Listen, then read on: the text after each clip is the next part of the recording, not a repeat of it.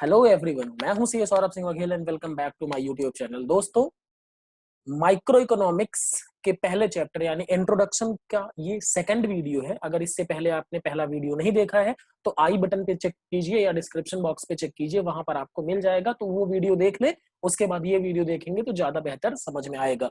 ठीक है, और जो लोग चैनल पे पहली बार आए हैं वो चैनल को सब्सक्राइब कर ले। ठीक है, अब हम डिस्कस करेंगे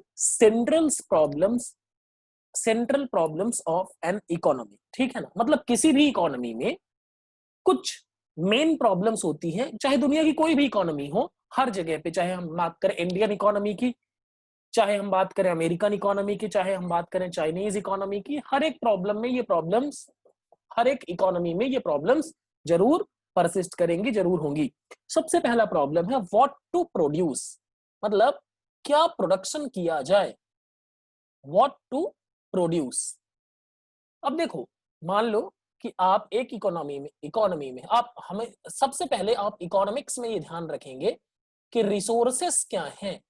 हम कल पढ़ चुके हैं इसके बारे में प्रीवियस वीडियो। रिसोर्सेस क्या होते हैं? लिमिटेड होते हैं। एंड वांट्स क्या होती हैं? अनलिमिटेड होते हैं। वांट्स क्या होती है? अनलिमिटेड होती है। तो अब एक बात बताओ, कोई भी कंट्री के पास भी रिसोर्सेस लिमिटेड होंगे, किसी भी कंट्री के पास रिसोर्सेस लिमिटेड होंगे। हम जितना चाहें उतना तो प्रोड्यूस नहीं कर सकते, हम जितना चाहें उतना प्रोड्यूस नहीं कर सकते बिकॉज ऑफ लिमिटेड रिसोर्सेस। ठीक है, तो हमें क्या करना पड़ेगा? चूज करना पड़ेगा। फॉर एग्जाम्पल, मान लो एक कंज्यूमर गुड्स है। कंज्यूमर गुड्स मतलब ऐसे गुड्स जो कंज्यूमर द्वारा यूज किए जाते हैं, आम आदमी इस्तेमाल करता है। एंड दूसरा है प्रोड्यूसर गुड्स, जो प्रोडक्शन के लिए इस्तेमाल किए जाते हैं। तो अब हमें डिसाइड करना पड़ेगा कि हमें प्रोड्यूसर गुड्स को कैपिटल गुड्स भी कह सकते हैं, कंज्यूमर गुड्स हम बनाएं या फिर प्रोड्यूसर गुड्स में रिसोर्स लगाएं। ये रिसोर्सेस तो हमारे पास उतने ही हैं। ठीक है, अब मान लो एग्जांपल के तौर पे, मान लो हमारे पास 10 लेबरर्स हैं, 10 मजदूर हैं हमारे यहाँ। तो हम उनसे या तो कंज्यूमर गुड्स पे काम करवा लें, या प्रोड्यूसर गुड्स पे काम करा लें, या कैपिटल गुड्स पे काम करा लें। तो हमें डिसाइड करना पड़ेगा। ठीक है, जैसी हमारी सिचुएशन होगी हम वैसे डिसाइड करेंगे। दूसरा, हाउ मच टू प्रोड्यूस। अब मान लीजिए हमने डिसाइड कर लिया, तो कितना, कौन सी कंज्यूमर गुड्स कितना बनाना है, एंड आपका कैपिटल गुड्स कितना बनाना है। जाहिर सी बात है, जैसी हमारी जरूरत होगी हम उसके हिसाब से डिसाइड करेंगे, जैसे हमारे रिसोर्स होंगे हम उसके हिसाब से डिसाइड करेंगे। तो व्हाट टू प्रोड्यूस में दो चीजें आएंगी, क्या बनाना है और कितना बनाना है। ठीक है, व्हाट टू प्रोड्यूस में क्या बनाना है और कितना बनाना है। सेकंड है how to produce. How to produce का मतलब ये है कि आप कौन सी टेक्निक यूज करके प्रोडक्शन करेंगे। हाउ टू प्रोड्यूस मतलब आपकी टेक्निक ऑफ प्रोडक्शन क्या होगा। आप प्रोडक्शन करेंगे, आपने डिसाइड कर लिया, लेकिन कौन सी टेक्निक आप इस्तेमाल करेंगे। दो तरीके की टेक्निक होती है, एक है लेबर इंटेंसिव टेक्निक एंड दूसरा है आपका कैपिटल इंटेंसिव टेक्निक। क्या है? देखो, लेबर इंटेंसिव टेक्निक क्या है समझना, जहां पर लेबर ज्यादा लगेगा, लेबर ज्यादा होगा, और मशीनरी का यूज क्या होगा, मशीन कम यूज होगा। एंड कैपिटल इंटेंसिव में more machines will be used and labours का यूज क्या होगा, कम होगा। तो ध्यान रखिएगा, लेबर इंटेंसिव। अब इंडिया की अगर बात करें तो इंडिया में बहुत ज्यादा बेरोजगारी है। अब बेरोजगारी ज्यादा है तो हमें कौन सी टेक्निक यूज करना चाहिए? हमें यूज करना चाहिए लेबर इंटेंसिव टेक्निक। लेकिन अगर बात करें यूएसए की बात करें या यूनाइटेड किंगडम की बात करें, तो वहां पर क्या है, वहां पर कैपिटल ज्यादा है लोगों के पास। कैपिटल मतलब बिजनेस में लगाने के लिए पैसा ज्यादा है, और वहां पर लोगों की कमी भी है। तो क्या कर सकते हैं वो कैपिटल इंटेंसिव टेक्निक। मान लो एक कंट्री है जहां पर लोग ही बहुत कम है, तो वहां मशीन से काम चलाना पड़ेगा, और जहां पर बहुत लोग हैं तो आप कम मशीन यूज करें, क्योंकि लोगों को एम्प्लॉयमेंट भी देना है। कोई भी मशीन आती है तो वो लोगों को बेरोजगार कर देती है। ठीक है, क्योंकि जैसे देखें, पहले एक गड्ढा खोदने के लिए बहुत सारे लोग लगते थे, लेकिन आज जेसीबी वो काम, जो काम लोग 20 दिन में करते थे, जेसीबी 1 दिन में कर देती है या 6 घंटे में कर देती है। तो ये सारी चीजें क्या है, आपका labour intensive and capital intensive technique जब आप यूज करेंगे तो आपको ध्यान में रखना पड़ेगा कि आप कौन सी टेक्निक को किस हद तक इस्तेमाल करेंगे। ठीक है, उसके बाद है फॉर हुम टू प्रोड्यूस। अब देखो क्या बनाया और कैसे, ये हमने प्रोडक्शन कर लिया, तो भैया उसका डिस्ट्रीब्यूशन कैसे करें हम, उसका डिस्ट्रीब्यूशन कैसे करें हम, देखना जरा। अब हमने प्रोडक्शन करने के बाद हमारे देश में कुछ लोग अमीर होते हैं, रिच होते हैं, कुछ लोग पुअर होते हैं, और कुछ लोग मिडिल क्लास में आते हैं। किस में आते हैं? Middle class. ठीक है, तो अब हम इसको अपने गुड्स एंड सर्विसेज को अमंग द इंडिविजुअल्स कैसे डिस्ट्रीब्यूट करें, क्या हमारा तरीका होगा, कैसे, अब समझना जरा। अब दो तरह के डिस्ट्रीब्यूशन हो सकते हैं, एक है पर्सनल डिस्ट्रीब्यूशन और दूसरा है फंक्शनल डिस्ट्रीब्यूशन। पर्सनल डिस्ट्रीब्यूशन का मतलब होता है कि आप किस तरीके से अपने प्रोडक्शन को डिफरेंट ग्रुप ऑफ पीपल में बांटेंगे। जैसे आपने प्रोडक्शन कैसे किया हुआ है, किस लिए किया हुआ है, ज्यादा प्रोडक्शन अमीर लोगों के लिए किया हुआ है, रिच क्लास के लिए किया हुआ है, या ज्यादा प्रोडक्शन आपने पुअर क्लास के लिए किया हुआ है। अब जाहिर सी बात है, अगर आपने एसी बनाया होगा, क्या बनाया होगा, एसी बनाया होगा, तो वो रिच क्लास के लिए आएगा। जाहिर सी बात है, गरीब आदमी तो एसी का इस्तेमाल करेगा नहीं। तो ये आ गया पर्सनल डिस्ट्रीब्यूशन। दूसरा है फंक्शनल डिस्ट्रीब्यूशन। ये देखो फंक्शनल डिस्ट्रीब्यूशन क्या होता है, जरा समझना।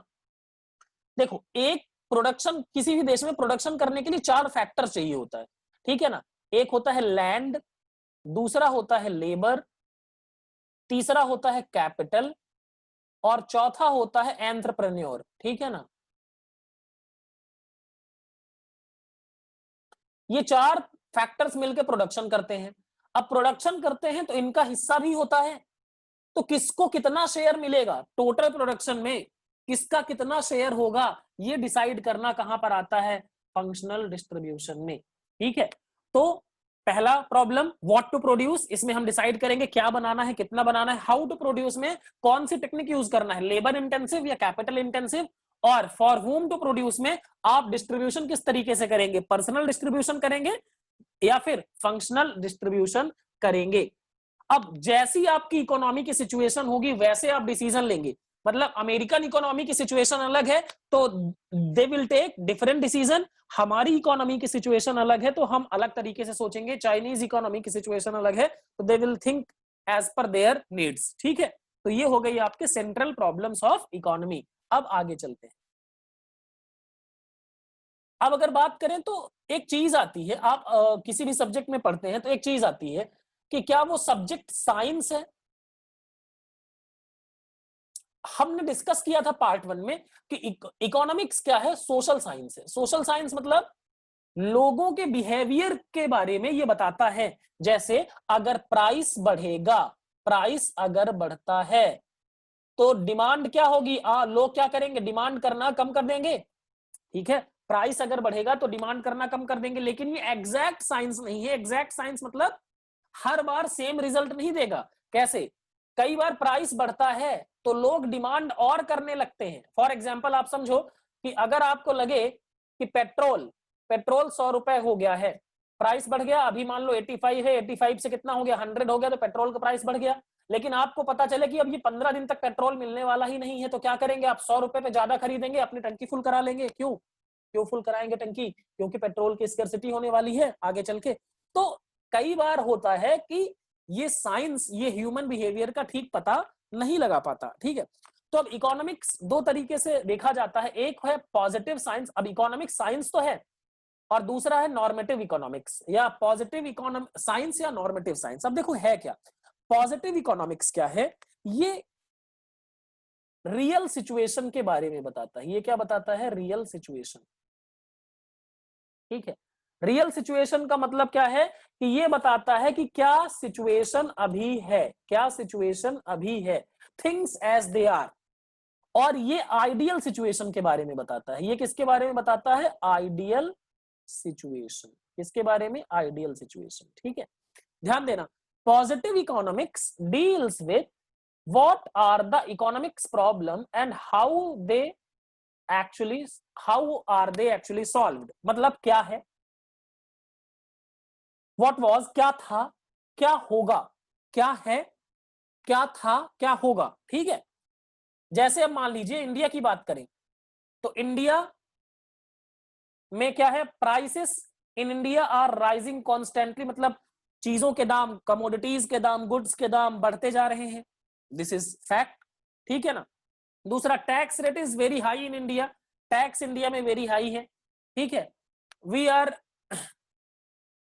आर डेवलपिंग कंट्री, ये क्या है, पॉजिटिव इकोनॉमिक्स, ठीक है ना। मतलब इसमें चीजों को वैसे बताया जाता है जैसे हैं, ठीक है।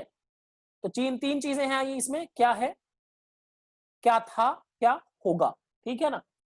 अब यहां पर जैसे मान लीजिए कि आप डिसिप्लिन्ड स्टूडेंट हैं, तो डिसिप्लिन्ड होना ये क्या है, पॉजिटिव इकोनॉमिक्स, ठीक है ना। तो ये एक रियल सिचुएशन बताता है। अब नॉर्मेटिव साइंस की बात करें तो नॉर्मेटिव आइडियल सिचुएशन बताता है कि आइडियल सिचुएशन मतलब व्हाट ऑट टू बी, क्या होना चाहिए, व्हाट शुड हैपन, ठीक है ना, क्या होगा, and what should have happened, क्या होना चाहिए था, व्हाट ऑट टू बी मतलब क्या होना चाहिए, व्हाट शुड हैपन, ठीक है ना, मतलब व्हाट ऑट टू बी, क्या आइडियल सिचुएशन। जब ऑट टू बी लग जाता है तो क्या मतलब होता है, आप इकोनॉमिक्स में पढ़ते हैं कि एक आइडियल सिचुएशन, ठीक है ना, what ought to be, what should happen and what should have happened, क्या होना चाहिए था, ठीक है। मतलब क्या आइडियल सिचुएशन है, जैसे prices should not rise, Bharat में प्राइसेस बढ़ना नहीं चाहिए, tax rate should not be high in India, जैसे एक बदतमीज लड़का है तो मतलब मान लीजिए मैं कहता हूं कि ही इज इनडिसिप्लिन्ड, तो वो क्या है, पॉजिटिव इकोनॉमिक्स, उसके रियल सिचुएशन के बारे में बताता है। लेकिन अगर मैं कहूं कि he should respect his teachers, ठीक है, तो ये क्या है, एक नॉर्मेटिव इकोनॉमिक्स के बारे में बात है।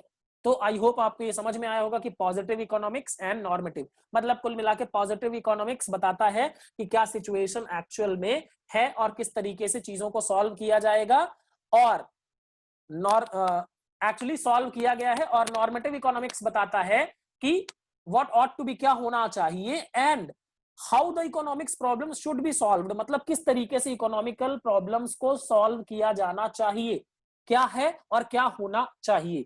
ये है difference positive economics and normative economics में, ठीक है।